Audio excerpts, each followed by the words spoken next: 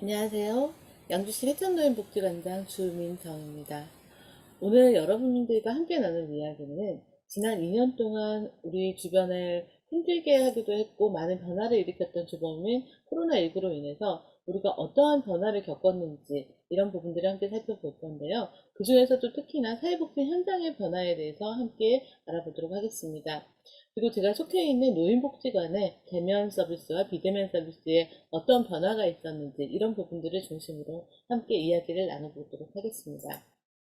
함께 나눈 이야기들을 보시면은요, 이 팬데믹이 오기 전에 우리가 종합복지관, 노인복지관, 장애인복지관에 대한 각각의 역할을 먼저 알아보고, 그리고 코로나의 확산과 함께 사회복지기관의 운영 지침이 어떻게 변했는지를 함께 알아보도록 하겠습니다. 그리고 그에 따라서 실질적인 사회복지기관의 운영 기준이 어떻게 변화가 되었는지, 그리고 어떤 새로운 복지 욕구가 출현하였으며, 그에 따라서 복지 서비스 를 어떻게 변화된 환경 속에서 제공했는지를 함께 알아보도록 하겠습니다. 조금 더 깊이 들어간다면 우리가 이제 코로나19로 인해서 노인의 생활이나 환경이 어떤 변화가 생겼고 이로 인해서 노인복지관에 있어서 프로그램이 어떤 변화가 있었는지 그리고 실질적으로 어떤 서비스의 사례가 있었는지에 대해서 함께 알아보도록 하겠습니다. 아무래도 제가 오늘 말씀드리는 이 내용들은 이용시설들에 대한 변화들이 많았기 때문에 그런 이용시설의 대표적인 기관이라고 할 수 있는 종합사회복지관, 노인복지관, 장애복지관을 중심으로 해서 이야기를 드릴 것 같습니다. 코로나로 바뀐 일상, 그리고 코로나로 바뀐 사회복지 서비스. 여러분들도 아마 이런 뉴스를 많이 보셨을 거예요.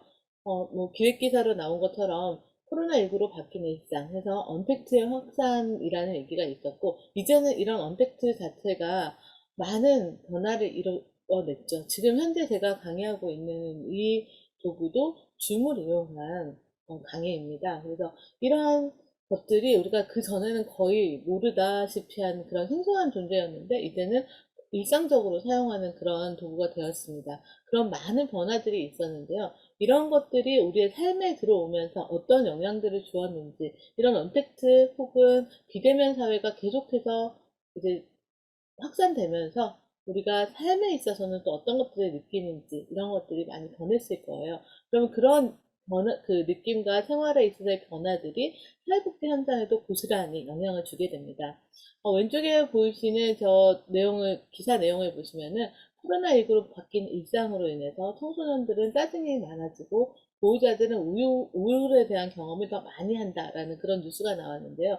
이런 것처럼 다양한 변화들이 있어 왔습니다. 그래서 그런 내용들에 따라서 우리가 지금 현재 사회복지 서비스는 어떻게 제공이 되고 있나라는 것들을 함께 알아보겠습니다. 그럼 먼저 우리가 기존에 우리 복지관이라고 했을 때 종합사회복지관, 노인복지관, 장애인복지관이라고 하는데요. 이런 각각의 역할에 대해서 간단하게 한번 알아보고 넘어가겠습니다. 우리가 일반적으로 얘기하고 있는 사회복지관, 종합사회복지관이 있습니다. 이 종합사회복지관이라는 것은 지역사회를 기반으로 해서 일정한 시설과 전문 인력을 갖추고 지역 주민들에게 직접 그 지역 주민들이 참여할 수 있도록 하는 상황 속에서 여러 가지 사회복지 문제를 예방하고 해결하고 그런 다양한 복지 서비스를 제공하는 그런 기관을 얘기를 합니다. 여기에서 이제 그 사회복지관이 갖고 있는 세 가지 주요 기능이라고 하는 것이 있습니다. 여러분들 아마 수업 시간을 통해서 들으셨을 건데요. 이 사회복지관의 세 가지 기능은 사례관리의 기능과 사회 서비스 제공의 기능, 그리고 지역 조직화의 기능입니다. 이런 사례관리 기능에 있어서는 뭐 사례를 발굴하고 개입하고 서비스를 연계하는 기능인데요. 이게 비대면 서비스가 강화되면서 이런 사례관리의 기능이 중요하게는 되었지만 대면을 할 수 없음으로 인해서 여러 가지 어려움들이 생기는 그런 영향들도 많이 나타났습니다. 그리고 이 사회복지관에서 주로 제공했던 서비스의 기능들은 가족 기능의 강화라든가 지역사회 보호, 교육 문화, 자활 지원 사업 등 다양한 영역에 있어서 지원이 됐었고요. 특히 이제 지역 조직화에 있어서 큰 기능을 했던 기관들인데 복지 네트워크 구축이라든가 주민 조직화, 자원 관리 및 뭐 개발이라든가 이런 것들을 대부분이 대면으로 이루어졌던 서비스였기 때문에 이러한 비대면 사회를 맞이하면서 많은 변화를 겪을 수밖에 없는 그런 상황이 되었습니다. 그럼 두 번째로 알아볼 기관은 노인복지관입니다. 제가 지금 현재 속해 있는 곳인데요. 노인복지관은 기본적으로 노인 여가복지시설로 분류가 되어 있습니다. 그래서 노인분들의 교양이나 취미생활, 사회참여와 같은 그런 각종 서비스를 제공함과 동시에 다양한 정보도 제공하고 건강검진이라든가 질병 예방, 그 다음에 소득보장이라든가 재가복지 같은 다양한 복지 영역에 있어서의 종합적인 노인복지 서비스를 제공하는 기관이다라고 말씀드릴 수 있습니다. 지금 노인복지관에 있어서 크게 6가지의 기능이 있다라고 얘기를 하는데요. 서비스에 구분을 하고 있는데요.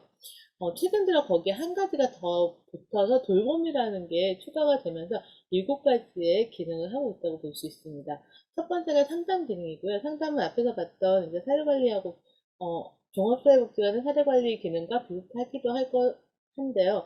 아무래도 일반적인 상담의 영역을 노인복지관에서는 조금 더 많이 가지고 있습니다. 그리고 두 번째는 사회관리와 지역사회 돌봄이라는 부분들이 있고요. 그 다음에 세 번째가 건강생활 지원, 네 번째가 노년 사회화 교육, 다섯 번째가 지역 자원 및 조직화, 여섯 번째가 사회 참여 및 권익 증진, 그리고 여섯 번째가 돌봄이라고 되어 있습니다. 이렇게 해서 아마 앞에서 봤던 사회복지관과 또 비슷한 영역들도 있을 거고 조금씩 더 다양화되고 좀 달라지는 부분들도 있을 겁니다. 그래서 이런 부분은 대상이 노인이기 때문에 노인분들에게 조금 더 포커스를 맞춘 서비스라고 보시면 좋을 것 같고요. 아마 종합사회복지관과 좀 달라지는 부분은 건강생활 지원이라는 부분이라든가 아니면은 노인의 권익 증진이라는 부분들, 그리고 고용과 소득 지원이라는 부분에 대해서 좀 더 많은 서비스가 제공되고 있다라는 점이 다르다고 볼 수 있습니다. 다음 세 번째로 장애인 복지관입니다. 장애인 복지관은 아무래도 이용하는 대상이 장애인이기 때문에 장애인에 대한 각종 상담과 사회심리 교육, 직업, 의료재활 등 다양한 지역사회 대화시설로서의 역할을 하는 곳입니다. 종합적인 대화 서비스를 제공하고 장애에 대한 그런 사회적 인식 개선 사업을 수행하는 시설이라고 보시면 좋을 것 같습니다. 그래서 크게 아무래도 여기 좀 구분이 더 다양하게 되는데요. 앞에 표를 보시면은 상담 사례 관리부터 시작을 해서 기능 강화 지원이라고 해서 뭐 운동 능력이라든가 지각 능력을 향상시키고 의사소통을 향상시키고 학습 능력을 향상시키고 사회 적응력을 향상시키는 그런 기능 강화 지원 서비스가 있고요. 그다음에 장애인 가족들에 대한 각종 지원 서비스를 또 제공하고 있습니다. 그리고 장애인에 대한 역량 강화와 권익 옹호 지원 사업을 하고 있고, 그다음에 직업 지원 사업, 지역사회 네트워크 사업, 그다음에 평생교육 지원 사업, 사회 서비스 지원 사업, 그리고 다양한 기획과 홍보 사업들도 같이 역할을 하고 있습니다. 장애인복지관의 특성은 아무래도 다양한 영역에서 다양한 영역에서 전문가들이 함께 모여서 다양한 서비스들을 각각의 전문 영역에서도 제공하지만 종합적인 그런 서비스를 제공하고 있다라는 게 특징이라고 볼 수 있을 것 같습니다. 그러면 이런 역할을 하고 있었던 기관들이 코로나19가 확산이 되면서 어떤 역할로 변화를 하게 되었는지 이런 부분들을 한번 살펴보도록 하겠습니다. 코로나19의 확산과 함께 사회복지기관에 있어서의 운영 지침이 상당히 많이 계속해서 변화를 겪게 됩니다. 이 내용은 2020년 12월 정도에 경기도 노인복지관협회 온라인 세미나를 통해서 발표된 내용인데요. 이 내용을 보시면은 코로나19에 따라서 사회복지시설 관련 대응 지침이 내려오고 변화가 됩니다. 이게 뭐냐면요. 각각의 복지기관들에 있어서 어떻게 운영을 해야 되는지 그 지침이 내려집니다. 우리가 지금 거리두기 방역 지침 뭐 이런 것들을 얘기를 하는데 이런 것들을 같이 모아서 사회복지기관들에서는 어떻게 이걸 적용을 해야 되는가라는 지침들이 내려오기 시작을 합니다. 여러분들 코로나가 언제 이제 처음 시작하게 됐나요? 우리가 알게 된 거는 아마 1월 말, 2020년 1월 말 정도부터라고 아시고 계실 겁니다. 그래서 그때부터 전국에 있는 노인복지관이라든가 사회복지시설들에서 긴장을 할 수밖에 없는 상황이었고, 또 그런 코로나19의 그런 감염이 되신 분이 노인복지관을 거쳐갔다. 뭐 이런 뉴스들도 종종 나오는 그런 상황이 됐었습니다. 그래서 그때 2020년 2월 초기를 시작으로 해서 아예 복지관은 휴관을 하는 곳도 많았고 여러 가지 지침들이 내려오면서 그 지침에 따라서 변화된 운영 방향을 하게 됩니다. 대응 지침 자체는 어떤 그 제목이 달렸냐 하면 보건복지부에서 내려온 지침 제목이 집단시설 자중이용시설 대응 지침이라는 지침도 있었고요. 사회복지시설 대응 지침이라는 지침도 있었습니다. 그래서 그리고 또 노인복지관 같은 경우에 노인복지 시설에 대한 지침이 또 따로 나오기도 했고 각 지자체별로 각각의 또 다른 그 적용해야 되는 것들을 좀 변화를 시켜서 그런 부분들이 각각 영역에서 지침으로 제공이 됐습니다. 근데 이런 지침은 왜 나왔을까요? 최대한 정확하게 정보를 알고 그에 따라서 예방과 관리를 할 수 있도록 대응할 수 있도록 하기 위해서 나온 거죠. 그래서 이런 조치사항에 따라서 진행을 하면서 피해를 최소화하고자 한 그런 노력을 보였습니다. 그래서 이 지침들에는 공통적으로 어떤 내용들이 들어가 있냐 하면 관리 체계 및 유관기관과의 협조 체계를 어떻게 구성하라. 그 다음에 감염병 예방을 위해서 어떻게 관리를 해야 되냐. 뭐 인력이라든가 방역이라든가 출입이라든가 위생이라든가 어떻게 해야 되느냐. 그리고 의심 환자를 발견할 때에는 어떻게 조치를 해야 되는가. 이런 것들이 구체적으로 나와 있었고, 그리고 시설에 따라서 아까 말씀드린 것처럼 노인복지관이냐 장애인복지관이냐 아니면 노인요양원이냐에 따라서 그 차이가 있었습니다. 그리고 보건복지부에서는 복지 대상자를 격리하거나 복지시설을 폐쇄하는 그런 그 경우가 생겼을 때, 이런 사회복지 서비스의 공급 제한 상황에 대비하기 위해서 사회복지 서비스 유지를 위한 공통 대응 지침도 발간하고 배포를 했습니다. 이 내용은 뭐냐면, 만약에 사회복지시설이 다 문을 닫거나 폐쇄가 되거나 뭐 코드 격리가 된다고 하면 그런 서비스들이 제공이 어려워지기 때문에 이에 대한 대응 지침이 마련됐다는 얘기입니다. 이 지침에는 이제 자가격리자들에 대해서 가족 돌봄이라든가 지원 서비스를 어떻게 연계를 할 것인가, 보호자가 격리된 요보호자들에 대해서는 또 어떻게 긴급 돌봄을 할 것인가, 그리고 이용시설이나 생활시설 격리에 대비해서 그 시설 격리나 휴관시의 서비스를 어떻게 제공할 것인가, 뭐 이런 것들이 다양하게 정리가 되어져서 나왔습니다. 그래서 지금 보시면 사회복지시설 대응 지침 같은 경우에는 뭐 1판, 2판, 3판, 4판 이렇게 해서 계속해서 이제 변경되는 내용들이 들어왔고요. 뭐 7판, 8판까지도 나왔습니다. 2년 동안 지속되다 보니까는 그때에 맞춰서 이런 대응 지침들이 계속 변화했다라고 볼 수 있습니다. 그 예시를 한번 같이 보겠습니다. 운영 지침이 어떻게 변화됐는지 예시를 보시면 이해하기 쉬우실 거고요. 아마 기관에 근무하신 분들은, 아, 그래, 이런 게 내려왔었어, 이런 걸 봤었어, 라고 생각을 하실 거예요. 예시 첫 번째를 보시면은 취약계층 이용시설 보호조치 강화라고 해서 준수사항이라고 되어 있는데요. 이게 2020년 2월 16일 날 내려왔었습니다. 그래서 사회복지시설에서는 어떤 것들을 공통으로 준수를 해야 되느냐라는 얘기들이 나오면서 노인, 장애인, 노숙인들 취약계층 그 이용시설에 대해서 보호 조치를 강화해야 된다라고 해서 사회복지시설 등에서 업무 배제 대상을 확대하고 외부인의 방문을 제한하고 그 다음에 이런 대상자들에 대해서 취약계층의 돌봄을 위한 합동 모니터링 체계를 구축하고 운영해야 된다라고 하면서 시설이 휴관 등으로 인해서 이용을 제한하게 될 때에는 긴급 돌봄을 할 수 있도록 이거를 지원하는 방안을 마련해서 운영하라라고 되어 있습니다. 그래서 그런 긴급 돌봄 어떤 종류가 있냐면 아동은 도시락이나 식사 지원, 노인은 안부 전화나 도시락, 식료품 지원, 그다음 장애인은 활동 지원 같은 것들을 지원을 하게 되고요. 뭐 필요할 경우에는 유아기 근로시간 단축이라든가 가족 돌봄 휴가라든가 이런 것들이 도입이 되면서 많은 부분에 있어서 좀 이렇게 이런 돌봄의 공백을 최소화하기 위한 노력들을 기울였습니다. 그리고 아까 말씀드린 것처럼 사회복지시설의 이제 협조 요청 사항으로는 시군구나 시도하고 이런 사회복지시설하고 관계기관의 합동 연락체계를 구축을 해서 만약에 사회복지시설에 어떠한 상황이 생긴다면, 변화가 생긴다면 이걸 관리하고 있는 시군구라든가 시도의 그런 관계자들과 바로 연결을 해서 어떻게 대응할 것인지 함께 대응할 수 있고 그 피해를 최소화할 수 있도록 노력하라라는 그런 부분입니다.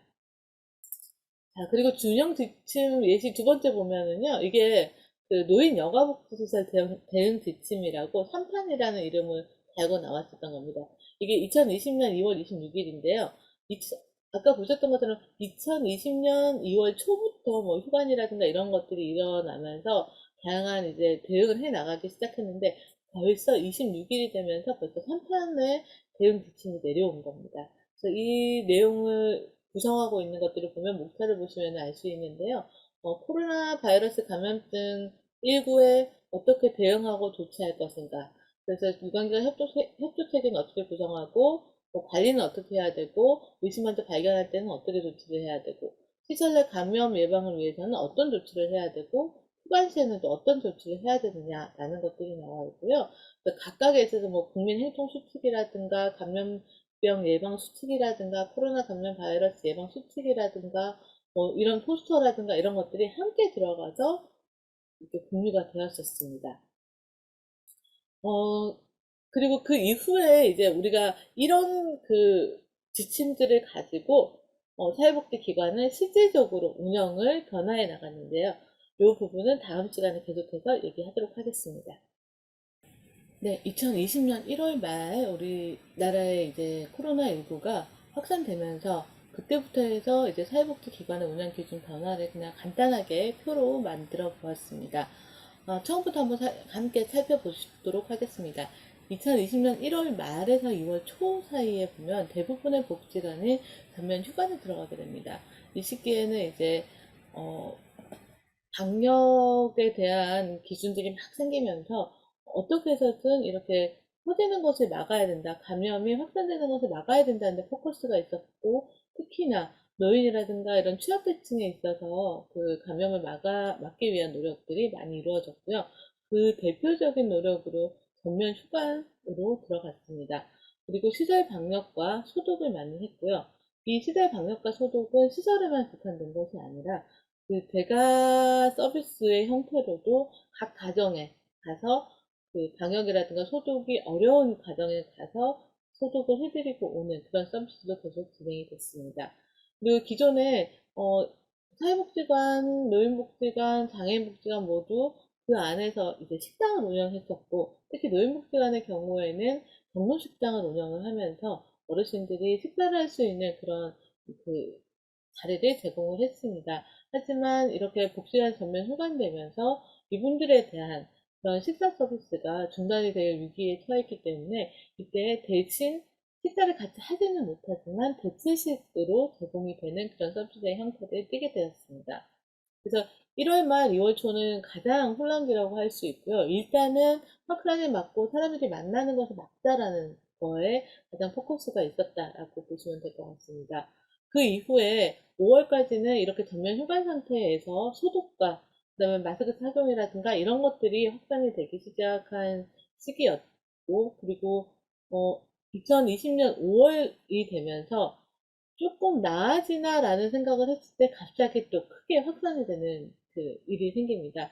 그래서 이 코로나19가 재확산으로 인해서 다시 전면 휴관에 또 들어가는 겁니다. 그러니까 그 전에 조금씩이라도 이제 조금 이제 소규모로 모일 수 있을까 말까 하는 그런 분위기가 조성이 되다가 다시 5월에는 이렇게 전면 휴관에 들어가면서 더 이상 완전한 그 서비스를 제공하지 않고 있을 수는 없다라는 생각에 의해서 비대면 서비스라든가 온라인 서비스가 어떻게 하면 좋을까라는 것들을 서로가 고민하게 되고 하나둘씩 시행을 하면서 각 기관들이 그러한 그 아이디어들을 좀 모으면서 각각의 역할에 있어서 좀 더 가까운 그런 어, 조금 더 이 지역에는 이런 게 혹은 이 기관에서 이런 그 시도를 해보는 그런 다양한 노력의 시도들이 이 시기에 있었다라고 보시면 될 것 같습니다. 그리고 7, 8월이 되면은 비대면 서비스가 점점 더 강화됩니다. 왜냐하면 1월 말부터 시작해서 거의 반년 동안 서비스 제공이 많은 부분 이제 정지되어 있다고 정체되어 있었다고 생각할 수 있기 때문에 이 시기부터는 어떻게 해서든 서비스를 제공하기 위한 노력들이 이어집니다.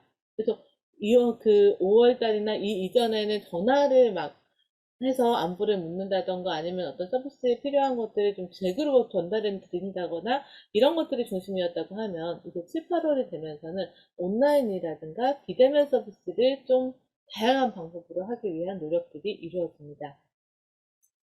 그리고 2020년 12월이 되면은 이제 3단계로 이제 그 격리, 뭐죠, 거리두기 지침이 변하게 됩니다. 그래서 3단계로 대응 지침이 변화하면서 2단계 이상이면 실내나 대면 활동을 자제할 수 있도록 그런 그 기준이 내려오고 수도권 지역들의 경우에는 거의 2단계 이상의 그런 단계를 계속 거쳐왔기 때문에 실내 서비스라든가 대면 서비스를 할 수 없는 상황으로 계속 좀 단기간 이루어지게 됩니다.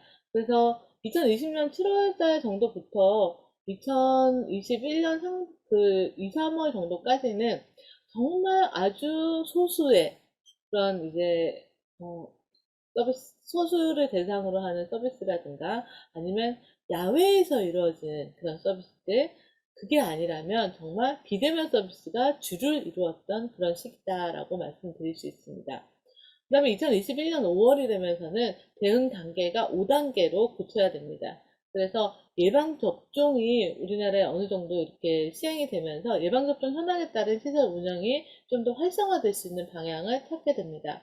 노인복지관, 경로당 등의 노인 여가시설들이 운영을 제대로 재개를 할 수 있는 그런 계기가 되는 시기가 2021년 5월이라고 볼 수 있습니다. 그래서 이 이후에는 예방접종을 하신 분들이 많아지면서 정말 그 거리두기 지침에 맞춰서 그 사람 간의 2m 거리두기라든가 그 뭐죠? 이 넓이에 얼마만큼의 사람이 들어갈 수 있는지 정해놓은 그 기준에 맞춰서, 거리두기 기준에 맞춰서만 서비스를 할 수 있었습니다. 그래서 기존에는 한 200명이 들어가던 공간이었다 하면, 거기 실질적으로 이 시기에 들어가, 들어와서 서비스를 드릴 수 있는 인원은 20명에서 30명밖에 안 되는 그런 상황이 되는 거죠. 그래서 이런 시기들이 계속 진행이 되다가 2021년 12월이 되면은 또 하나의 변화가 생깁니다. 이때는 이제 여러분들도 아마 많은 분들이 접종을 하셨겠지만 1차, 2차 접종이 끝나고 3차 부스터샷을 맞기 시작하는 시기입니다. 그래서 추가 접종까지, 이 부스터샷까지 다 맞으신 분들만 시설에 출입이 가능한 그런 시기가 도래합니다. 특히 이거는 이제 노인복지관에 있어서 이 부분이 크게 강조가 되는데요. 다른 시설의 경우에는 부스터샷을 맞을 수 있도록 독려하라라는 정도만 나왔지만, 노인복지관의 경우에는 12월 둘째 주부터였나요? 아예 추가 접종을 받지 않으면 이용할 수 없는 그런 지침이 내려옵니다. 그래서 그만큼 어르신들이 중증화를 막기 위한 지침으로 부스터샷이라는, 그리고 이런 비접종자의 경우에는 PCR 검사를 받아서 PCR 검사도 48시간 이내에 효력이 48시간 이내에 받은 것만 효력이 인정이 되죠. 그런 검사 결과를 가지고 와야만 노인복지관에 출입이라든가 이용이 가능한 그런 상황이 되었습니다. 그래서 이게 지금까지 이어지고 있는데요. 2020년 처음 발병할 때만 하더라도 한 1, 2개월 혹은 길어봐야 3개월 정도만 지나면 이런 모든 코로나가 좀 물러나고 종식이 되고 서비스 제공할 수 있을 거라고 생각을 했었습니다.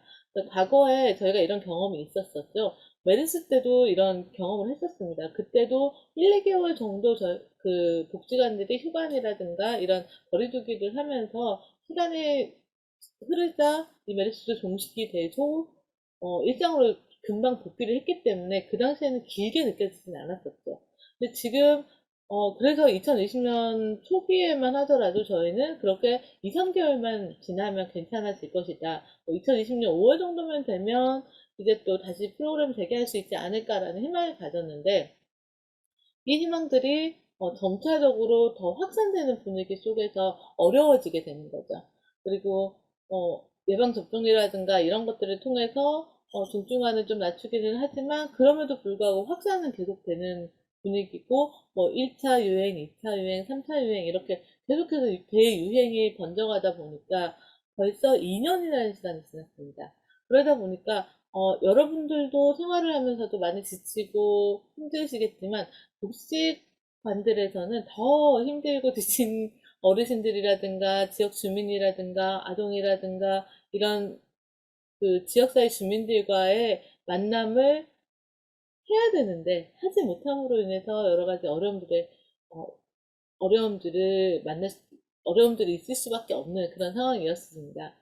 그래서 그 사이사이에 뭔가 우리가 이런 지난 시간에 말씀드렸던 것처럼 보건복지부에서 지침이 내려오긴 하지만 뭐 비대면 서비스라든가 이런 건 어떻게 해야 된다라는 방향성이 없었어요. 그래서 그런 것들을 어떻게 해야 될까는 일선에 있는 사회복지사들이 고민을 하고 연구를 하고 시도를 한 결과로 지금 현재 이런 비대면 서비스가 대면 서비스와 함께 제공이 될 수 있었던 거다라고 말씀을 드릴 수 있습니다. 그래서 초창기만 하더라도 정말 이제 짧은 기간에 끝날 거다라는 희망을 가지고 있었지만 5월이 지나면서부터는 어떻게 해서든 서비스를 제공하고자 하는 노력으로 이런 비대면 서비스가 좀 더 활성화되었다라는 말씀을 드릴 수 있고요. 그 다음에 이게 1년이 지나고 2000년도에 들어오면서 이렇게 멈춰 있을 수만은 없다라는 것들의 확신을 가지고 비대면 서비스를 대면 서비스랑 같이 할 수 있는 방향들에 대해서도 많이 생각과 고민을 하게 되고 다른 기관에서 하는 것들도 보면서 각 기관들에서 다양한 시도를 하게 되는 겁니다. 그런 시도들이 모여서 기존에 모든 이제 대면 서비스만 중심으로 했던 그런 사회복지 서비스가 현재는 비대면 서비스를 같이 할 수밖에 없는 그런 상황이 되었고요. 이 코로나가 언제 종식이 될지는 모르지만 그때까지는 계속해서 이런 방향으로 갈 수밖에 없는 그런 상황이 아닐까라는 생각이 듭니다.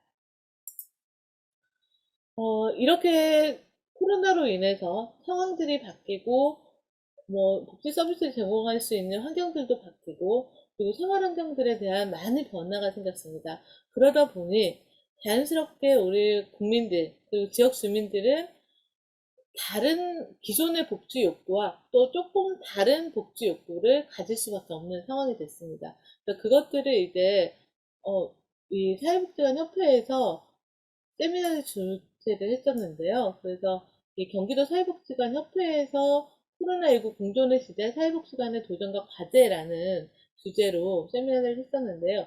이 안에서 여러 가지 것들을 한번 그때 정리를 해놓은 게 있어서 여러분들과 함께 공유를 하도록 하겠습니다. 내용을 보시면은, 표를 보시면은, 각 이제 대상자의 부분에 따라서 복지요구가 어떻게 달라졌는가라는 부분들을 볼 수 있는데요. 먼저 노인에 대한 부분을 보시면은요. 노인의 경우에는 모든 국민들이 지금 다 경제가 어렵다라고 하지만 특히나 경제 활동이 많이 단절되어 있는 분들이 많으시기 때문에 경제적 어려움을 더 많이 호소를 하셨습니다. 그 다음에 고립감으로 인한 스트레스와 우울이 극에 달하시는 분들이 많으셨어요. 실제로 저도 그런 분들을 많이 만나는데요. 아무래도 하루에 뭐 몇 번씩이라도 이웃이라도 만나고 아니면 복지관에 오셔서 친구를 만나거나 뭘 배우거나 아니면 활동을 하실 수가 있는데 한동안은 정말 대외적으로 문 밖에도 나가는 것들을 위험하다고 못하는 상황이 됐었죠. 그러다 보니까 어떻게 되나요? 집안에만 있게 되면 우울감이 더 증가할 수밖에 없습니다. 스트레스도 많이 높아지고요. 그런 걸로 인한 우울감이 많이 높아졌다라고 해서 상담을 받으시는 어르신들도 많으셨는데요. 그런 고립감으로 인한 우울감이 상당히 많이 증가했다라고 볼 수 있습니다.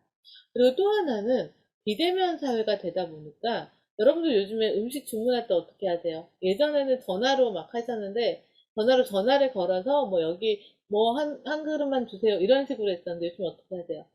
핸드폰 앱으로 딱 주문을 하시죠. 그럼 어르신들은 어떻게 될까요? 스마트폰을 사용하시는 분들도 많으시지만 단순히 유튜브라든가 정보를 확인하는 정도 말고는 주문까지 하시기는 어려운 분들도 많으셨습니다. 그래서 이렇게 인터넷 접근이 어렵고 그 다음에 스마트폰이 아닌 핸드폰을 사용하고 계시는 분들도 계시죠. 아직까지 투지폰을 쓰시는 분들도 계시고 스마트폰을 가지고 있지만 이 성능이 전화를 걸고 받는 거 말고는 모르시는 분들도 많으세요. 하지만 비대면 서비스가 점점 더 늘어나다 보니까 이 인터넷이나 스마트폰 환경에 적응을 하지 않고서는 삶을 살아가기 힘들어지는 그런 환경이 되어버렸어요. 그래서 이런 부분에 대한 이제 인터넷 접근에 대한 어려움으로 정보도 부족하고, 그다음에 어떤 생활을 하는 데 있어서 또 어려움들을 많이 겪으신다라는 그런 얘기들을 하셨습니다. 그다음에 수급자라든가 차상위 계층의 경우에는 역시나 이 경제활동의 중단으로 인한 가정경제의 어려움을 가장 크게 많이 얘기를 하셨습니다.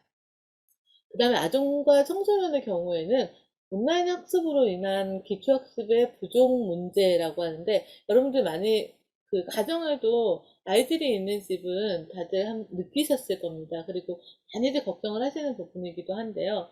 어, 대면을 못하고 학교를 가지 못하고 집에서 온라인으로 수업을 하다 보니까 아이들의 경우에는 특히나 집중할 수 있는 집중 기간이 짧죠. 근데 이 모든 수업들을 다 온라인으로만 하다 보니까 아이들의 집중력은 떨어지고, 그리고 그로 인해서 기초학습이 상당히 부족한 그런 문제가 생기기도 하고, 친구들과 만나지도 못하고 이런 부분들이 생기는 거죠. 뭐 제가 아는 분 자녀는 그 아이가 초등학생인데, 친구랑 놀 때도 요즘에는 이렇게 그 줌이라든가 아니면 카카오 같은 그런 SNS를 가지고 거기 이제 영상 통화를 하면서 친구랑 논다고 얘기를 하더라고요. 직접 얼굴을 볼 수가 없으니까. 그런데 그런 부분이 자연스러워진 만큼 아이들도 온라인을 통해서만 학습을 하다 보니까는 학습 격차도 많이 생길 수밖에 없고, 이 아이들이 접할 수 있는 경험의 한계도 너무나 많아져 버린 겁니다. 그래서 지금 작년 2020년도에 1학년으로 들어간 친구의 경우에는 선생님 얼굴도 못 보고 학교에 드라이브 스루로 가서 책가방을 받아오고, 집에서 줌을 통해서 선생님과 인사하고 친구들과 인사하고 그 공부를 하고 있는 거죠. 여러분들이 학교를 처음 들어갔었던 초등학교 1학년을 생각해 보시면은 정말 극명하게 비교가 될 겁니다. 근데 하나라도 더 경험하는 게 중요한 그 시기에 온라인 학습으로 인해서는, 온라인 학습으로는 학습할 수 있는 것이 한계가 있다 보니까 이런 부분에 있어서 많은 아쉬움을 가지고 있는 상황이 되어버렸습니다. 그럼 장애인 가정의 경우에는 아무래도 사회 서비스를 이용을 해야 되는데 복지관들이 문을 닫아요. 그리고 대면 서비스가 불가능해졌어요. 근데 장애인분들이 꼭 필요한 서비스는 어떤 것들이 있나요? 뭐 물리치료라든가 언어치료라든가 뭐 작업치료라든가 이런 것들을 같은 경우에는 어떻게 해야 되죠? 그것도 대면으로 해야 됩니다. 사람을 만나서 직접 손으로 몸을 만지고 물리치료를 해야 되고, 그 다음에 직접 말을 하면서 언어치료를 해야 되는데 이런 것들이 어려워지는 거죠. 그렇게 되면 점점 더 본인의 그런 재활이 어려워지는 그런 상황이 되면서 대외 활동도 못하고 그런 신체적인 기능 향상에 있어서도 어려움을 겪기 때문에 상당한 어려움과 그런 힘듦을 경험했다라고 하고요. 또 하나, 이렇게 대외적으로 뭐 집에 그 지적장애 뭐 청소년이 있는 경우에 복지관에 가서 어떤 프로그램을 이용한다거나, 아니면 뭐 장애인 주간보호센터에 가서 이용한다거나, 이런 분들이 일정 기간 동안 휴관을 하게 되면서 집에서 모두 이 분들을 부양을 해야 되는 그런 어려움이 생겨버리는 거죠. 그러면 누군가는 이분을 위해서, 장애인 가족을 위해서 집에서 케어를 해야 되는 겁니다. 부양을 해야 되는 거죠. 그런 부양에 대한 부담이 점점 심화되고 어렵다라는 얘기들이 나오면서 나중에는 이제 돌봄 서비스는 대면 서비스로 진행을 해도 된다라는 지침이 나오게 되는 겁니다. 그리고 특히 장애인의 경우에는 신체 구조상 혹은 신체적인 특성상 마스크를 장기간 착용할 수 없는 분들이 계십니다. 그래서 그런 부분들에 대한 어려움들도 많이 호소한 것으로 알고 있습니다. 그 다음에 이제 중장년 1인 가구 같은 경우에는 1인 가구이지만 이 중장년층에 대한 부분들도 요즘에는 많이 고민을 해야 되는 부분입니다.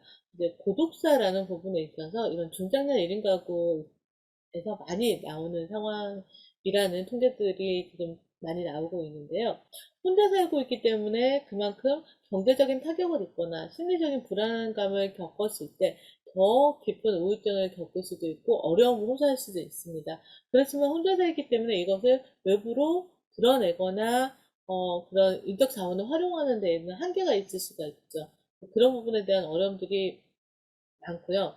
그래서 이 1인 가구의 경우에 실업 위기에 처한 뭐 일용직이나 단기 근로자의 경우에는 더 어려움을 많이 호소를 하시고, 그다음에 건강이라든가 돌봄 문제, 돌봄의 사각지대에 놓일 수밖에 없는 그런 부분들이 또 있고요. 그리고 경제적 문제뿐만이 아니라 복합적인 그런 위기 상황에 내몰릴 수 있는 그런 어려움이 이제 출현했다라고 볼 수 있습니다. 그럼 계속해서 얘기가 나오는 것들 중에 하나가 돌봄이라는 겁니다. 돌봄 욕구가 점점 더 강화될 수밖에 없는 상황이 오는 겁니다. 돌봄 서비스가 공백이 생기니까 사회적인 돌봄은 더 강화된 욕구로 표출이 되는 거죠.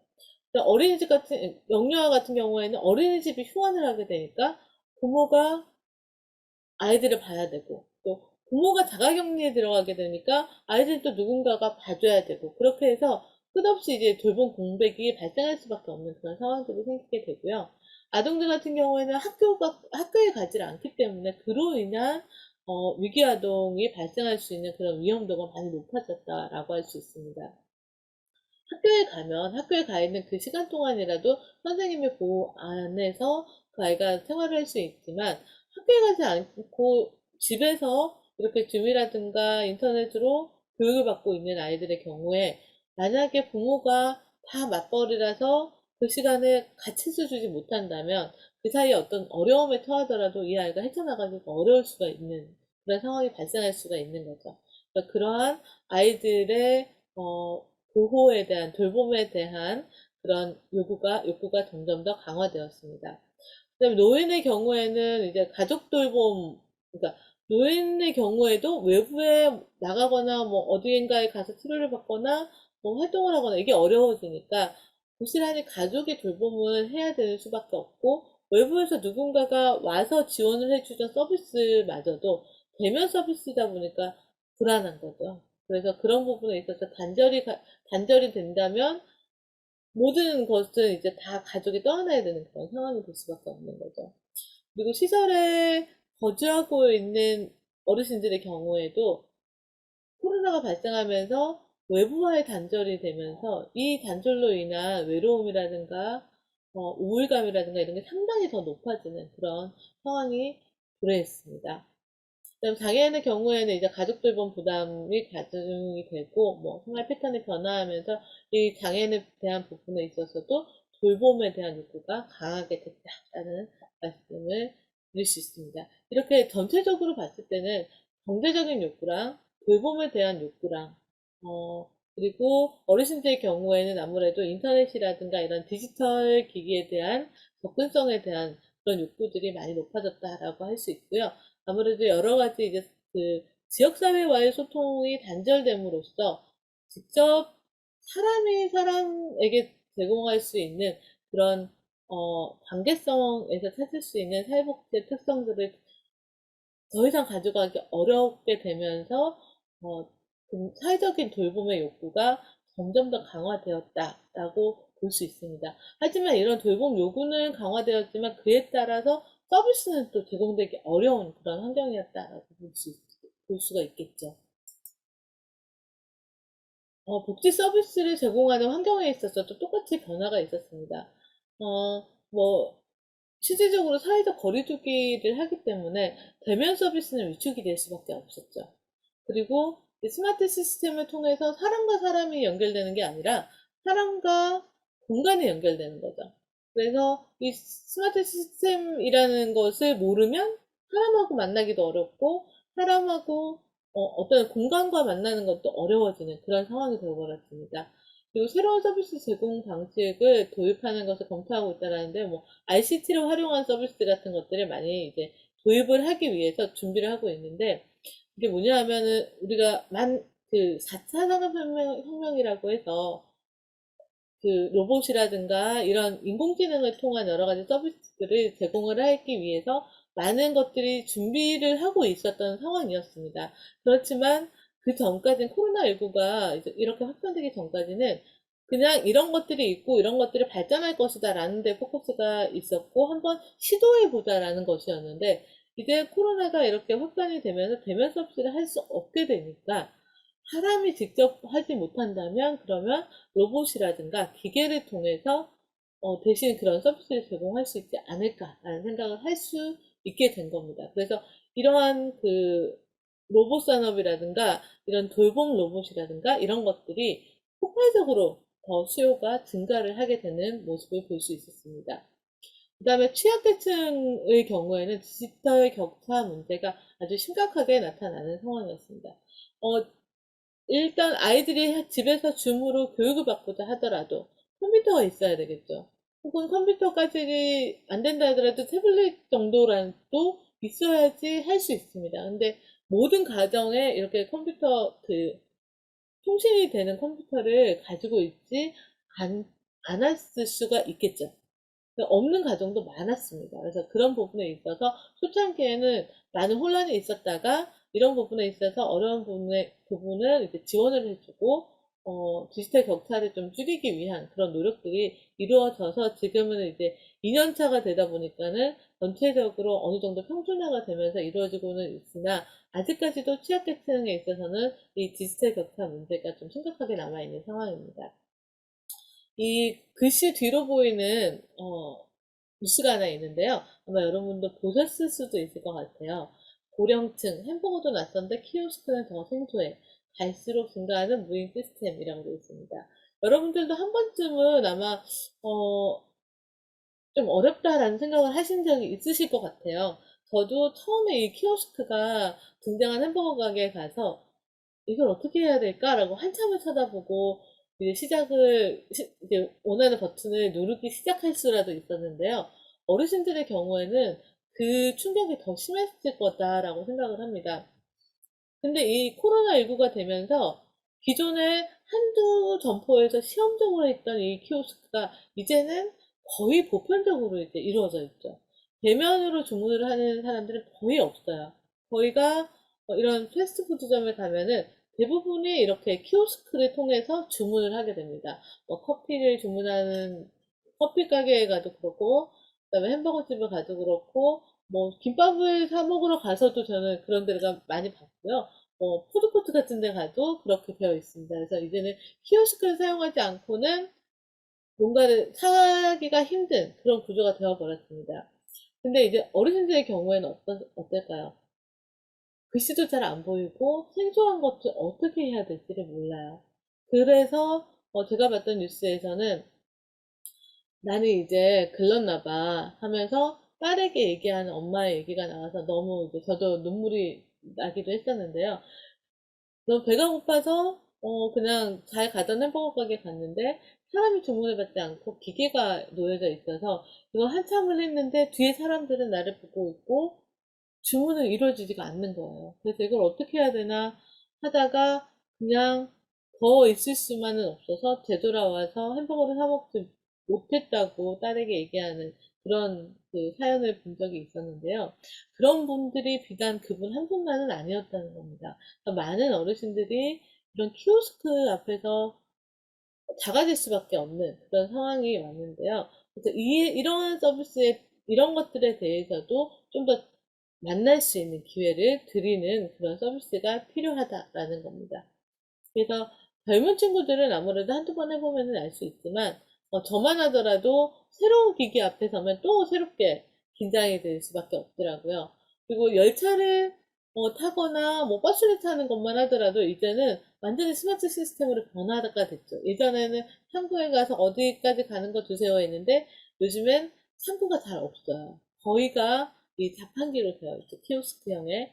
그래서 그거를 이용할 수 있어야지만이 그런 생활을 이용할 수 있고 누릴 수 있는 그런 사회가 되어버렸습니다. 자, 그러면 여기까지는 이제 전체적인 우리가 이제 사회복지 환경의 변화 혹은 욕구의 변화 이런 것들을 말씀을 드렸다고 하면 이제는 좀 더 제가 포커스를 노인에게 두어 보겠습니다. 그래서 코로나19로 인한 노인의 생활 및 환경의 변화가 어떻게 되었는지에 대해서 한번 살펴보겠는데요. 이 내용은 코로나19 확산에 따라서 노인의 생활 변화와 대응 방안이라는 고양시정연구원에서 연구했었던 내용을 중심으로 해서 여러분들과 살펴보도록 하겠습니다. 음, 가장 큰 이제 변화 중에서 심리적인 변화가 큰 부분으로 나타날 수 있었다라고 보여집니다. 심리적인 변화가 특히나 노인층에서는 많이 일어났는데요. 건강한 노인의 66.2%는 코로나19 확산의 지속에 대해서 두려움을 가지고 있었다고 합니다. 그리고 67.6%는 본인이 주변 사람들이나 본인의 주변 사람들이 코로나19에 감염될 수 있다는 불안감을 가지고 있다라고 하고 있습니다. 66.2%라면은 거의 절반보다 더 많은 분들이 코로나가 확산되니까 무섭고 언제든지 내 주변에 있는 사람들이 감염될 수 있다라는 두려움을 가지고 살았다는 그런 얘기입니다. 그리고 49.1%의 어르신들은 자신이 코로나19에 감염될 수 있다고 우려를 하면서도 59.7%는 자신이 코로나19에 감염되면 혹시라도 죽을 수도 있다라고 생각을 하고 계신다고 합니다. 그러니까 뉴스에서도 보면은 아무래도 연세가 많으신 분일수록 노령층일수록 치명률이 높다라는 얘기들도 있고 아무래도 연세가 많으신 분들일수록 지병이 있기 때문에 더 치명적인 그런 영향을 받으실 수 있는 그런 상황이라는 거죠. 그런 것들을 계속 보아왔기 때문에 어르신들의 경우에는 더더군다나 이러한 불안감을 가지고 있고 걱정을 하면서 이런 심리적으로 위축이 되어서 생활하실 수밖에 없었다라는 겁니다. 그래서 이러한 코로나19로 인한 심리적 불안감은 여성분들이 조금 더 많으셨고요. 그 다음에 나이가 많아질수록, 연령이 증가할수록 더 높아지는 경향이 나타났다고 합니다. 그 다음 두 번째로 보이는 것이 이제 건강과 의료 생활에 있어서의 변화입니다. 코로나19로 인해서 건강이 나빠졌다고 생각하시는 분들이 이때가 이제 2020년이었는데요. 12월 달 정도였는데 22.9%가 건강이 더 나빠진 것 같다라고 생각을 했다고 하고요. 그 다음에 병원 방문에 있어서 너무 어렵고 망설여진다라고 얘기하신 분이 69.8%는 됐다고 합니다. 70%에 가까운 거죠. 여러분들도 그러셨을 거예요. 아마 외부에 사람들을 만나거나 활동하는 게 제약이 되다 보니까 이 코로나19로 인해서 운동이라든가 이런 것들을 더 많이 못 하셨을 거고 활동량이 줄어서 신체적으로 건강이 나빠졌다고 하시는 분들도 계셨을 거예요. 그리고 병원에 가려고 하니까 왠지 병원에서 사람들을 만나고 그러면서 또 나도 감염이 되지 않을까 이런 걱정을 많이 하셔서 병원을 한동안 못 가신 분들도 많으실 겁니다. 그래서 어르신들 같은 경우에는 기존의 질병이라든가 아니면 몸이 좀 불편해서 병원에 가야 되는데도 불구하고 이러한 두려움 때문에 병원에 가기가 힘들다라고 얘기하신 분들이 이만큼 많았다라는 얘기입니다. 그다음에 코로나19로 개인 위생 관리가 더 철저해졌다고 응답한 노인은 전체 49.1%로 아무래도 이 코로나 때문에 손도 더 자주 씻고 그다음에 소독도 더 많이 하고 그렇게 해서 개인 위생 관리는 더 강화될 수밖에 없는 상황이었어요. 그래서 전체 49.1%면 절반 정도는 더 위생 관리를 철저하게 하시게 됐다라고 응답을 하셨다는 겁니다. 그 다음 사회적 관계에 있어서 또 많은 변화가 있었겠죠. 코로나19로 인해서 대중교통을 이용하는 것이 꺼림칙하다고 생각하는 어르신들이 76.7%나 되는 매우 높은 수준으로 나타났습니다. 아무래도 대중교통을 이용하면 많은 사람을 만날 수밖에 없기 때문에 대중교통 타기가 힘들어. 지하철이라든가 버스 타도 될까? 이런 고민을 하게 된다는 거죠. 그리고 69.3%가 코로나로 인해서 계획한 일에 차질이 생겼다고 생각하고 계시고, 그다음에 지인들과 교류하지 못해 외롭다고 응답을 했다고 합니다. 그다음에 노인이 57.2% 57.2%의 노인이 코로나로 인한 사회적 관계 단절로 인해서 어려움을 겪고 있는 것으로 나타났다고 보십니다. 그래서 이 사회적 관계 변화는 버스를 타기도 무섭고 지하철을 타는 것도 걱정이 되기 때문에 이동의 반경이 좁아지는 거죠. 그리고 다른 사람을 만나면 내가 감염이 될지도 모른다라는 걱정이 있기 때문에 사람들을 만나러 가는 것을 극도로 꺼릴 수밖에 없습니다. 그리고 특히나 가족들과 같이 생활하시는 어르신들의 경우에는 내가 잘못해서 얼마 오면 우리 아이들에게도, 우리 손주에게도 이렇게 나 때문에 얘네들이 아프게 되면 안 돼 라는 생각이 강하셨기 때문에 더더욱이나 사회적인 활동이라든가 친구를 만나러 간다거나 이런 것들을 못해서 사회적인 고립이 많이 있었다라는 얘기들을 하고 있습니다. 그다음 네 번째가 가족 관계와 경제적 변화가 있습니다. 코로나19로 인해서 이제 노인의 25.6%는 가족 관계 변화를 겪었다라고 하고 있습니다. 그리고 이 중에서 오히려 56.9%는 가족 관계가 좋아졌다고 응답하시는 분도 계시다고 합니다. 어, 아마도 이거는 대외적으로 다른 사람하고의 관계를 더 많이 할 수 없기 때문에 그리고 외부로부터 이런 어려운 환경에 처했기 때문에 내 가족을 한 번 더 돌아보고 챙기고 걱정하는 그런 분들이 많아지셨겠죠. 그러면서 가족 관계가 더 좋아졌다고 응답하신 분이 56.9%였고요. 반대로 좀 나빠진 것 같다라고 응답하신 분이 43.1%가 있었다고 합니다.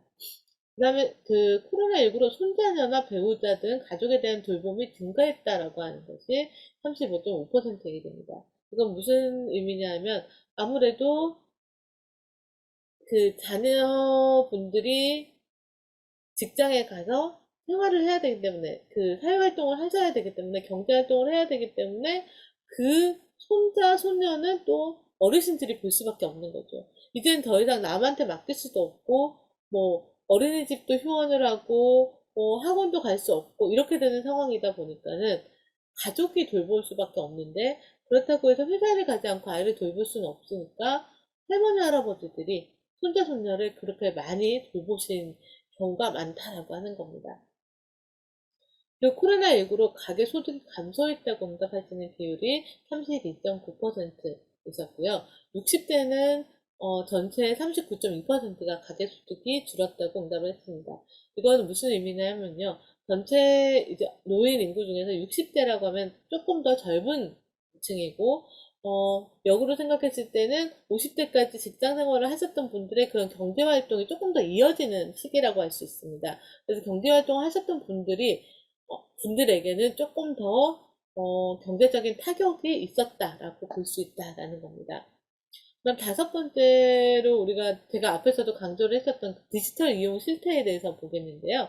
노인들의 디지털 이용 실태를 분석하면 스마트폰 사용자가 이제 94%, 영상통화 가능하신 분이 73.1%, 스마트폰 앱을 이용할 수 있는 사람이 74.5%, SNS를 이용할 수 있는 분이 83.3%, 전자상거래를 이용할 수 있는 분이 42.1%로 나타나서 전반적인 그 건강한 노인의 디지털 활용 정도는 높은 것으로 나타났습니다.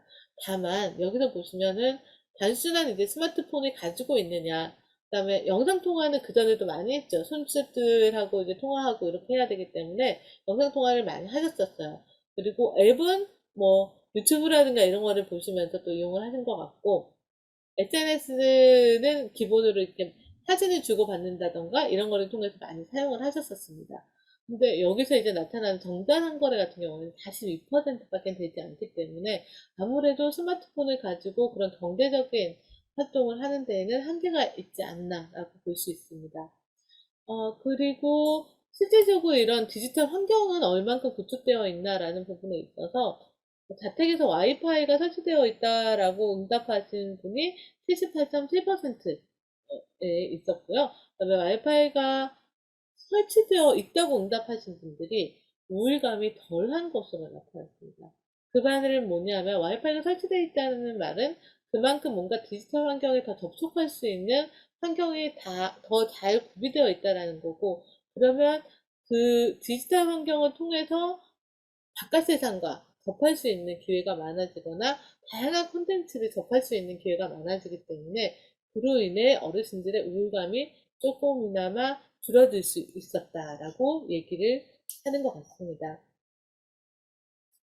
아, 그리고 이제 코로나19로 인해서 노인복지관에 있어서의 이러한 변화들을 가지고 노인복지관에 있어서도 프로그램이 변화가 되었습니다. 어떻게 변화가 됐냐면 앞에서 제가 이제 노인복지관에서의 여러 가지 서비스의 그런 사업들을 틀을 말씀을 드렸었습니다. 그런 틀에 있어서 가장 크게 이제 차지하고 있는 세 가지를 말씀을 드릴 수 있는데요. 먼저 평생교육과 취미 여가 프로그램이 있습니다. 이 평생교육과 취미 여가 프로그램은 어르신들이 접수하는 시기만 되면 막 줄을 서서 오셔서 이렇게 접수하시고 정말 열심히 이용하시는 그런 프로그램인데요. 노인복지관의 휴관으로 인해서 평생교육이라든가 취미 프로그램도 잠정 소모에 들어갈 수밖에 없었습니다. 그래서 이거를 대체하기 위해서 제가 이제 비대면 서비스로 넘어간다고 했었죠. 그러니까 대체하기 위해서 직원들이 직접 어르신들이 집에서 할 수 있는 홈 트레이닝을 할 수 있는 방법을 이제 마련해서 알려드린다거나, 그래서 요리를 하거나, 노래를 부르거나, 축하 영상을 만든다거나, 이런 것들을 다양한 방법을 통해서 만들어서 이제 유튜브 영상을 제작해서 온라인에 올려서 어르신들이 보고 따라 하실 수 있게끔 한다거나, 이런 방향으로 변화가 됐습니다.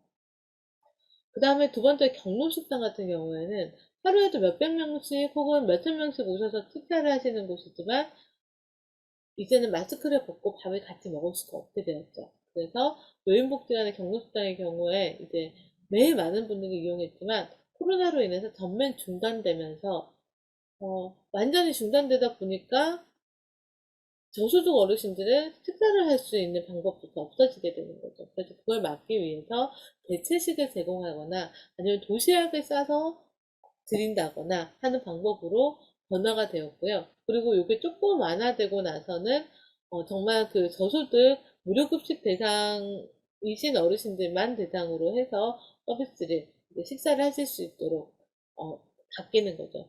그렇게 바뀐다 하더라도 한꺼번에 식사할 수 있는 인원이 한정이 되어 있고 그리고 공간을 거리두기 지침을 다 지켜서 드셔야 되기 때문에 많은 분들이 한꺼번에 드실 수가 없게 되는 겁니다. 그래서 한정된 대상만을 대상으로 이제 무료 급식을 실시를 하게 되는 거죠.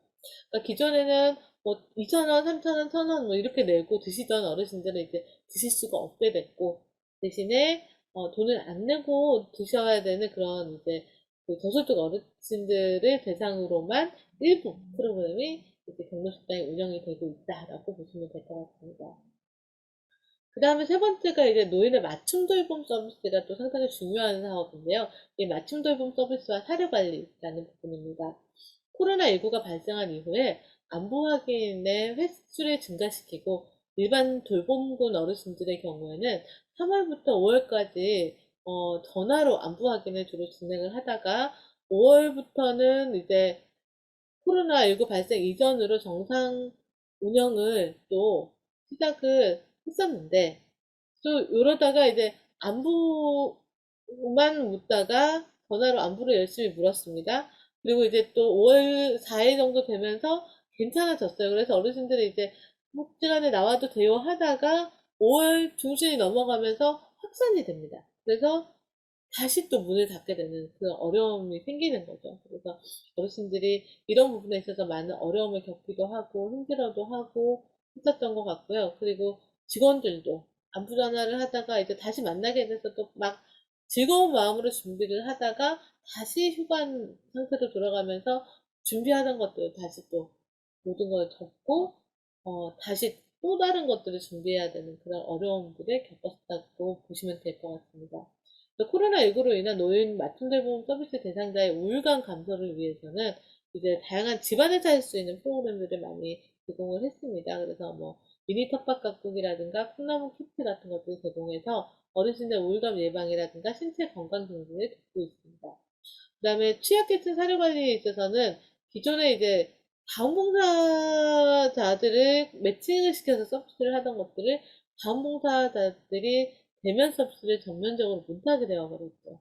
그러다 보니까 사회복지사나 직원이 직접 안부를 확인하고 식사도 배달하고 상담 서비스도 하고 방문간호 서비스도 하면서 이런 사업들이 직접 생겨나갈 수밖에 없는 상황이 되었습니다.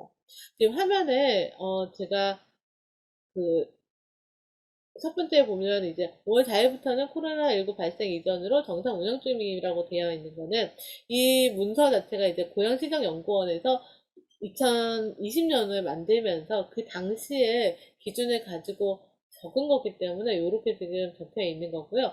제가 추가적으로는 설명을 드린 것처럼 그 이후에 또 변화가 여러 가지가 생기면서 현재는 안부 전화는 또 진행하지만 비대면 서비스, 대면 서비스 다 같이 복합적으로 이용을 할 수 있도록 그렇게 복지관이 운영이 되고 있습니다. 여태까지 보신 것처럼 코로나19로 인해서 특히나 노인분들에 대해서는 여러 가지 심리적, 신체적, 사회적 변화들이 많이 일어났고, 그로 인해 이와 함께 노인복지관 프로그램에 있어서도 여러 가지 제한이라든가 이런 것들이 많이 생기면서 프로그램의 방향이나 방식에 있어서 많이 변화가 있었습니다. 그래서 이번 시간까지는 이렇게 전체적인 흐름을 봤고요. 다음 시간에는 저와 함께 실질적으로 어떤 프로그램들이 운영이 됐는지를 한번 살펴보도록 하겠습니다. 네, 지난번까지는 우리가 코로나19 이후에 여러 가지 변화들에 대해서 살펴봤다면, 이번 시간에는 여러분들과 함께 직접 대면 서비스와 비대면 서비스의 실제 사례에 대해서 한번 알아보도록 하겠습니다. 아무래도 사례이기 때문에 제가 저희 복지관을 중심으로 해서 많은 사례들을 가지고 왔다는 점 이해해 주시기 바랍니다. 먼저 방역 서비스가 상당히 많이 강화됐었죠. 그래서 기관 내 방역과 재가 서비스를 통한 방역 서비스의 제공이 있었는데요. 기본적으로 우리가 그 방역 지침에 따라서 정기 혹은 수시 방역을 실시를 하고, 이용인에 대해서는 체온 체크와 방역 패치를 확인하게 됐습니다. 그리고 어르신 및 직원에 대한 건강 모니터링을 계속해서 정기적으로 체크를 하고 있고요. 제가 어르신 가정에 방역 서비스를 제공하고 있습니다. 기관 안에서도 왼쪽에 보이시는 사진처럼 저렇게 전체 방호복을 입고 이렇게 방역 작업을 매일 정기적으로 실시를 하고 있고요. 기관별로 들어가면은 이제는 QR코드를 찍지만 예전에는 온도를 체크했습니다. 그래서 체온 체크만 처음에는 했다면, 그 다음에 점차적으로 체온 체크하고, 그 다음에 이제 저희 주사를 맞았는지 확인을 하고, 그 다음에는 최근에 들어서 이제 QR코드로 많은 부분을 대체하고 있습니다. QR코드도 단순 QR코드만이 아니라 그 안에 이제 그 백신을 맞았는지 이제 유효기간이 어떻게 되는지까지 확인하는 그런 QR코드를 찍고 있습니다. 그리고 많은 공간에 이제 배치된 것이 이렇게 손소독제가 배치가 되어 있죠. 수시로 소독을 하고 서로가 서로의 그러한 이제 방역을 신경 써서 진행하는 그런 이제 시기가 되었고, 이렇게 반드시 손소독하라는 문구들이 없어도 알아서 다들 소독을 많이 하고 있다라고 알고 계십니다. 그다음 두 번째는 이제 방역 안에서도 거리두기 지침에 맞는 환경 조성이 굉장히 중요한데요.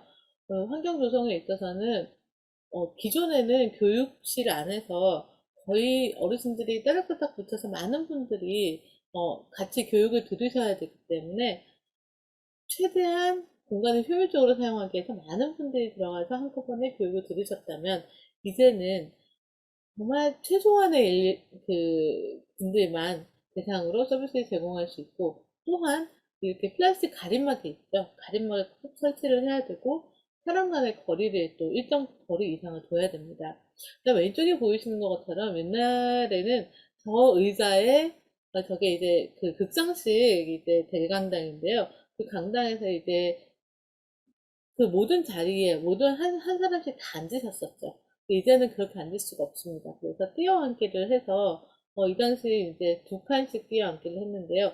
저 다음 단계에서는 어떻게 뛰었냐면 한 줄씩을 아예 가로 한 줄씩 비우고, 그 다음에 두 칸 내지는 세 칸씩 띄우고 이렇게 해서 앉아서 그 이용을 하실 수 있었기 때문에, 아까 말씀드린 것처럼 한 400명이 들어갈 수 있는 공간임에도 불구하고 40여 명만 들어가서 이용하실 수 있는 그런 공간으로 바뀌게 되어 버린 거죠.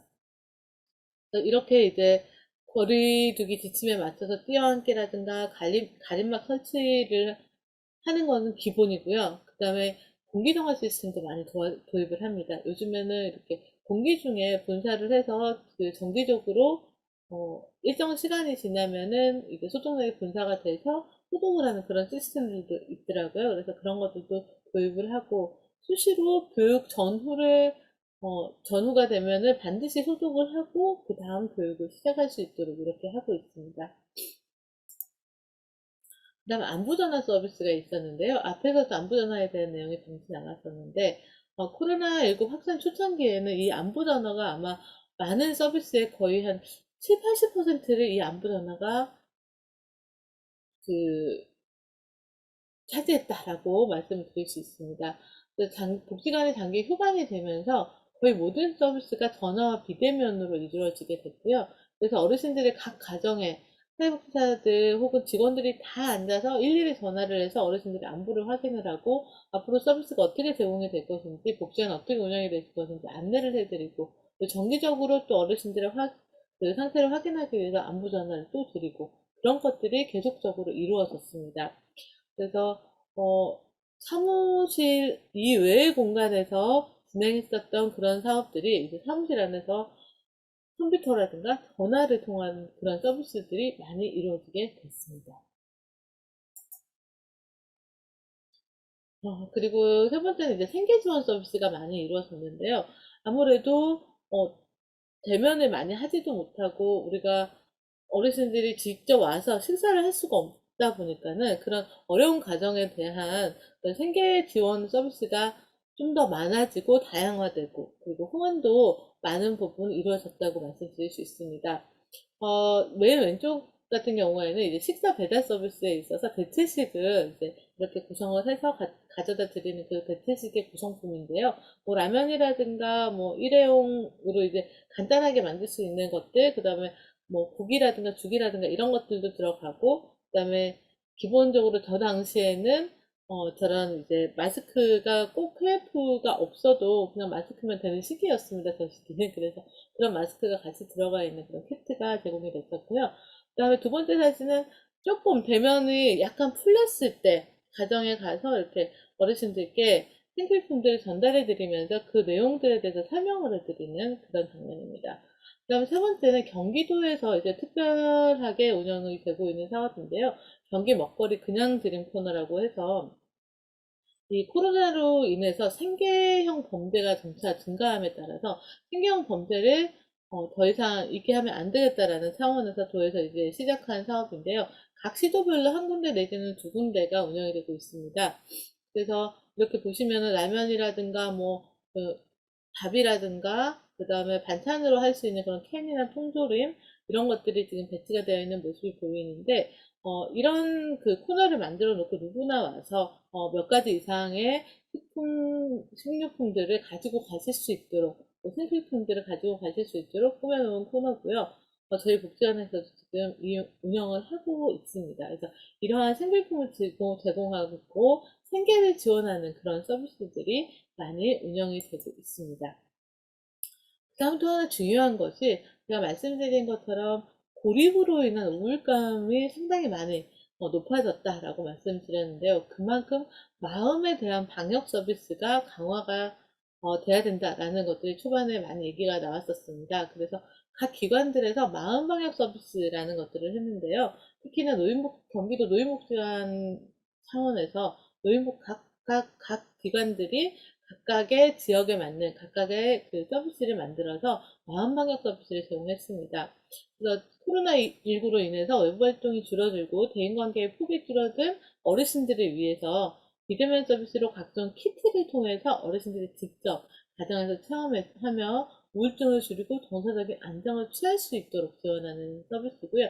예를 들자면 뭐 식물을 키우기, 아니면 콩나물 기르기, 직접 요리하기, 뭐 컬러링, 색칠하기 이런 것들을 해서 키트를 만들어서 전달했습니다. 그래서 초창기에는 아예 대면이 어려웠기 때문에 오른쪽에 보이는 사진처럼 키트와 식물을 가지고 가서 어르신의 가정에 이렇게 걸어두고, 이렇게 그냥 걸어두고 가면 어떻게 돼요? 다른 사람들이 지나가면서 가지고 갈 수 있죠. 그래서 가기 전에 전화를 드리고 언제쯤 간다고 하고 걸어두고, 걸어줬습니다라고 확인 전화를 하면 어르신이 그걸 바로 이제 찾으실 수 있도록, 그렇게 해서 이 안에 보면 이걸 어떻게 사용하는 것인지 사용 방법이 들어가 있고, 또 어려운 부분들을 이제 동영상까지 같이 복지관 홈페이지라든가 이런 걸 통해서 올려놓게 되면 그걸 보고 따라서 하실 수 있도록 진행을 했습니다.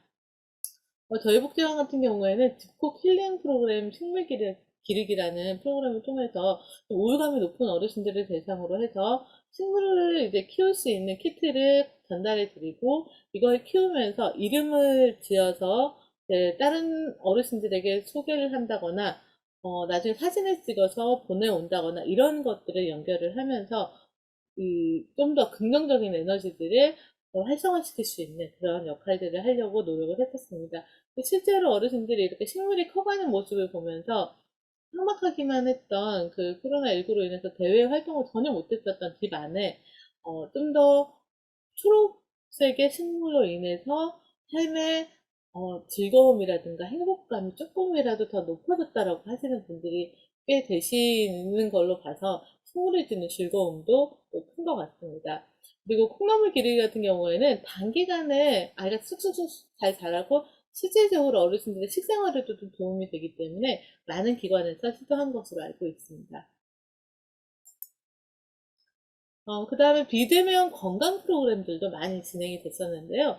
비대면 아무래도 신체적인 활동이 줄어들다 보니까 건강이 나빠졌다라고 얘기하시는 분들이 많다고 말씀을 드렸었죠. 그래서 그런 부분들에 있어서 비대면 건강 프로그램들도 많이 운영이 됐었습니다.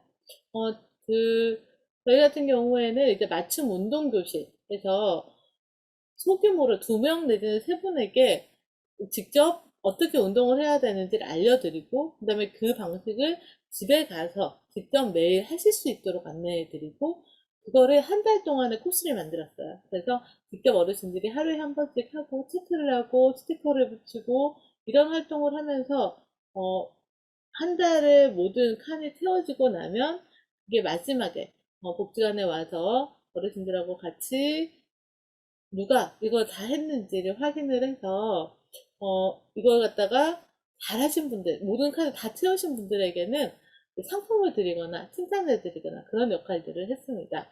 그다음 두 번째는 이제 걷기 챌린지로서 직접 걸으면서 여러 가지 것들을 활동을 할 수 있도록 하는 것이고요. 이 걷기 챌린지의 사진을 보시면은 요만한 이제 사진치를 들여서 이 인근에 좋은 곳에 가서 이 사진을 찍어서 또 올릴 수 있도록 하면서 하루하루 걷는 즐거움을 느낄 수 있도록. 그래서 어르신들 같은 경우에는 1만 보까지는 너무 크기 때문에 6,000보 정도로 목표를 세우고, 이거를 얼마나 많이 이제 매일매일 하셨는지에 따라서 또 이제 그 성과에 대해서 선물을 드리기도 했습니다.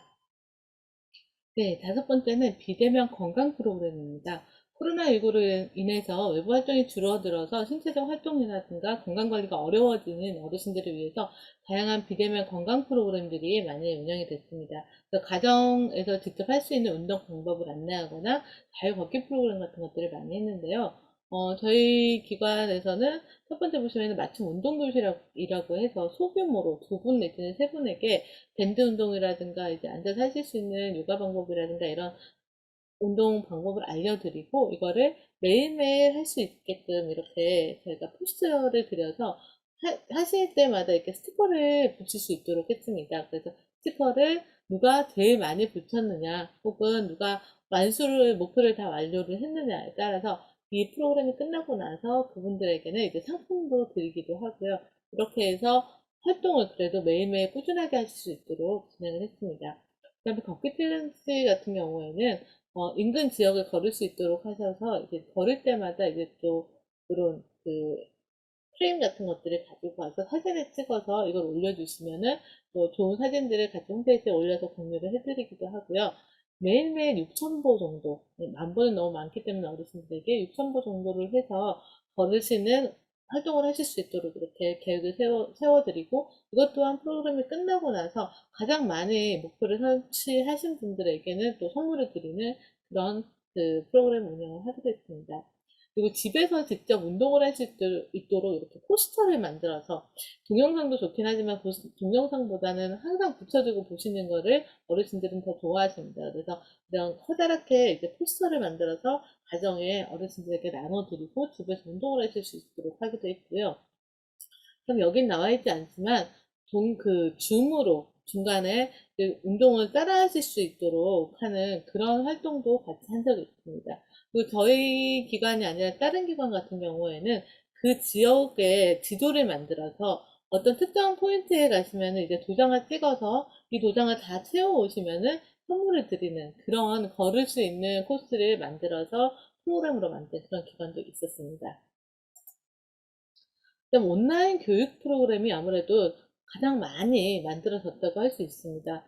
지금도 아마 유튜브에 들어가셔가지고 여러 가지 이제 무슨 교실들, 그러니까 지금 비대면 교육했었던 것들을 확인해 보시면은 찾아보시면 많이도 올라와 있을 거라고 생각을 해요. 그래서 초창기에는 정말 만날 수가 없기 때문에 대신 이렇게 유튜브라든가 아니면 기관의 홈페이지라든가 이런 데 올려서 이런 프로그램을 찍어서 올리고 그거를 보시면서 직접 현장에 나와서 이제 교육은 못 받지만 이걸 통해서 이제 교육을 들으실 수 있도록 강좌 형식으로 운영을 하는 기관도 있었고요.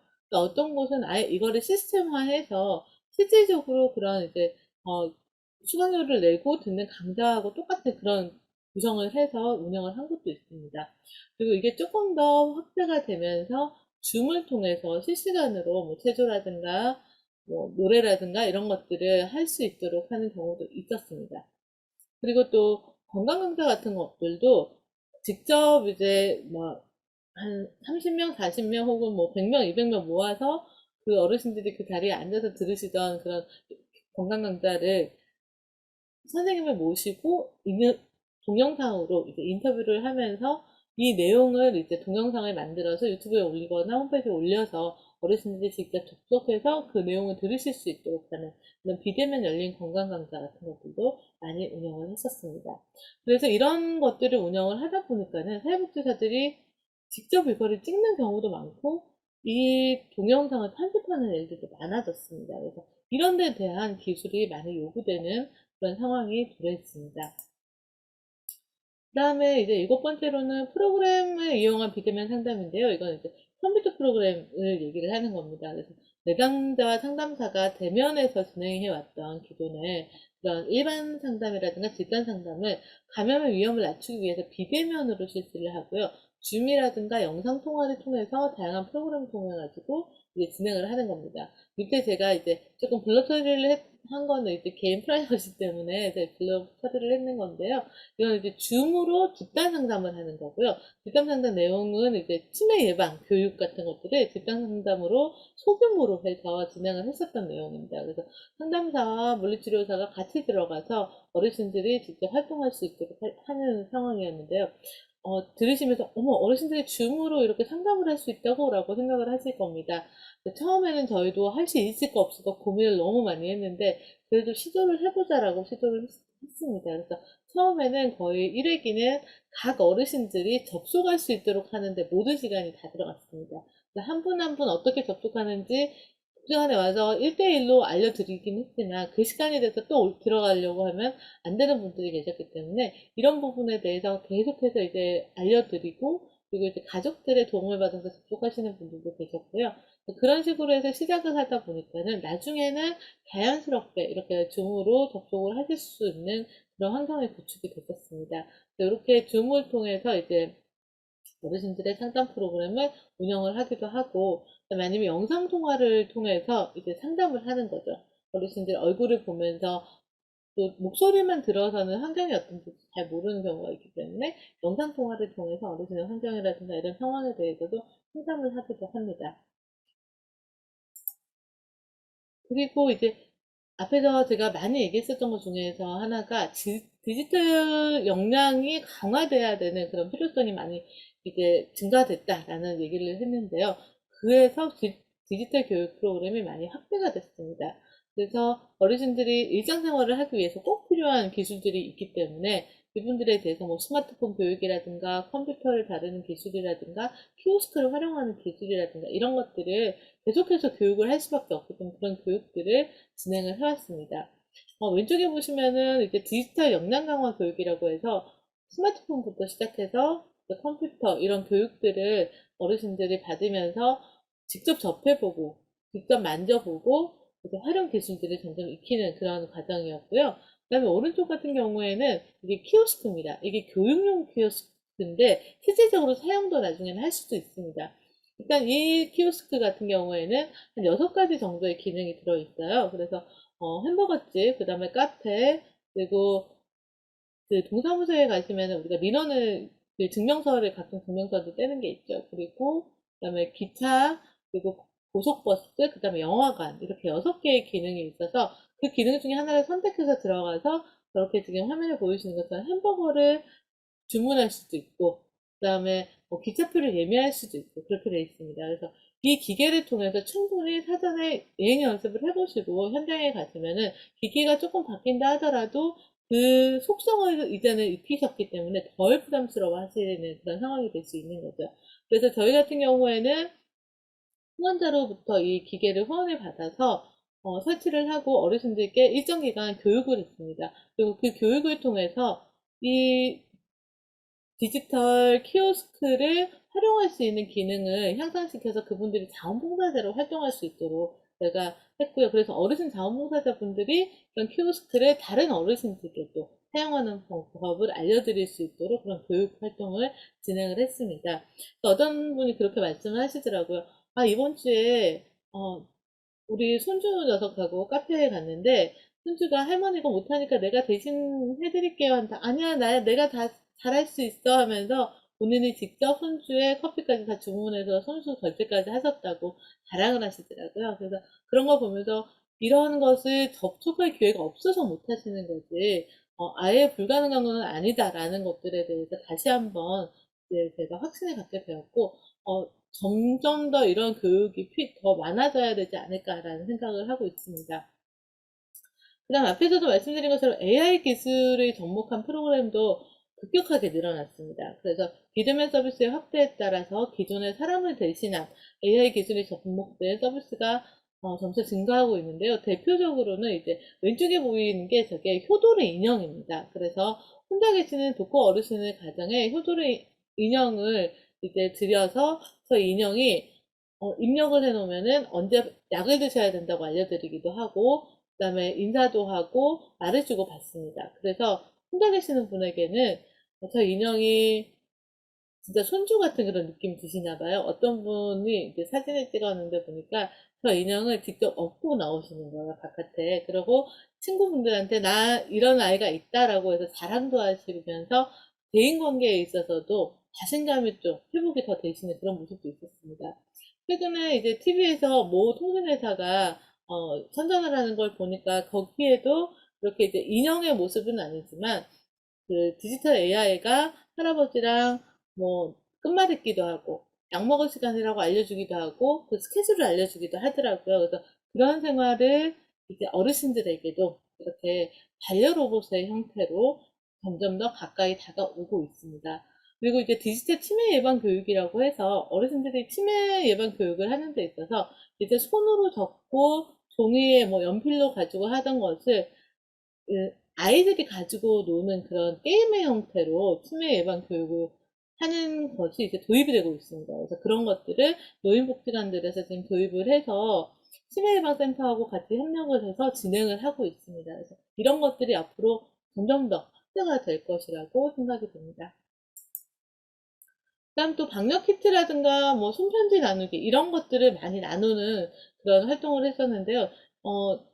어르신들이 꼭 필요한 방역 키트이기 때문에 그런 것들 초창기에는 마스크도 없어서 못 구하고 그런 부분들이 많았기 때문에 소독제라든가 뭐 마스크라든가 이런 것들을 후원을 받아서 혹은 구입을 해서 어르신들 가정에 나눠드리거나, 그다음에 사람들과의 대면이 많이 없었기 때문에 그런 그 인간적인 그런 정을 느낄 수 있도록 직접 직원들이 손편지를 써서 어르신들에게 그 추석에 방역 키트라든가 이런 거를 같이 전달을 할 때 같이 넣어서 보내기도 하고, 이렇게 사람을 못 만나기 때문에 오히려 더 사람의 정이 필요한 부분들을 메꿔갈 수 있는 그런 서비스들도 진행을 했습니다.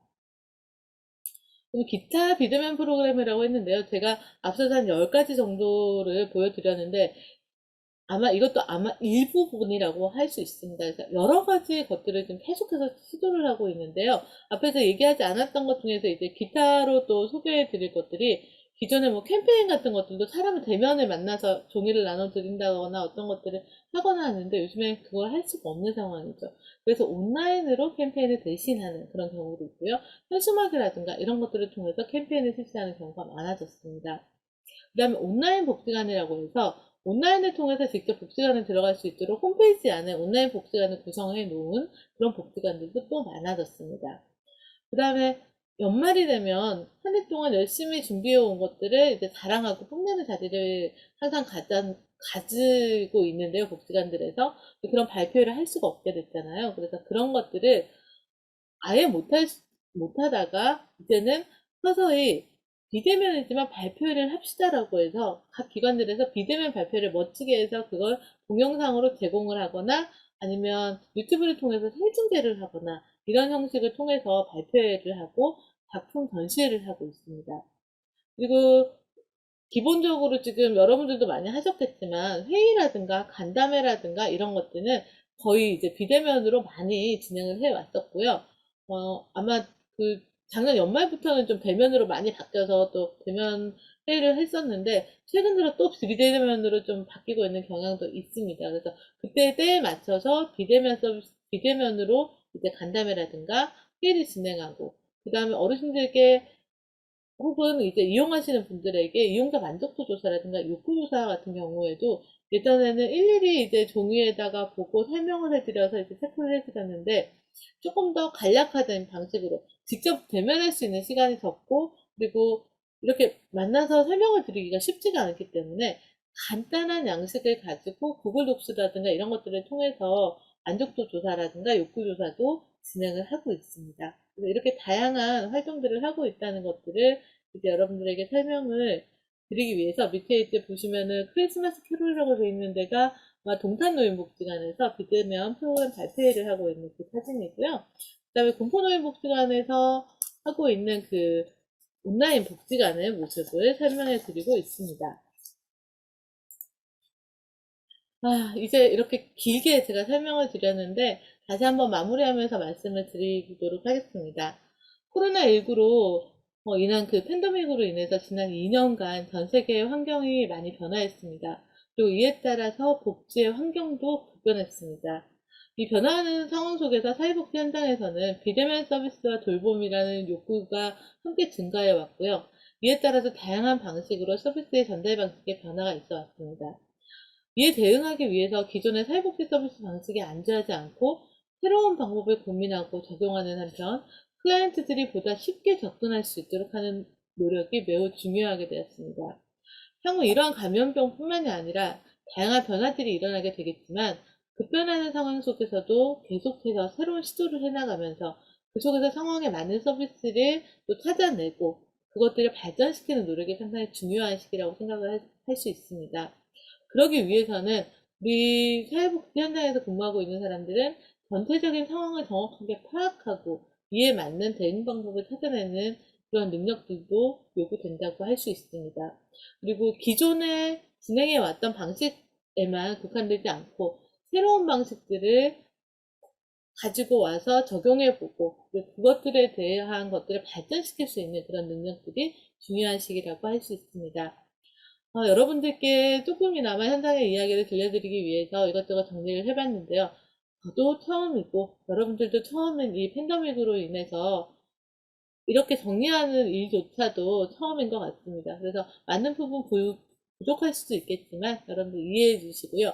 앞으로 좀 빠른 시간 안에 이런 팬데믹이 종식이 되고 이제 어르신들과 직접 만나고 이용자분들과 직접 만나서 행복하게 함께 웃는 그런 사회가 오기를 기대하면서 오늘 강의를 마치도록 하겠습니다. 여러분들 행복하십시오. 감사합니다.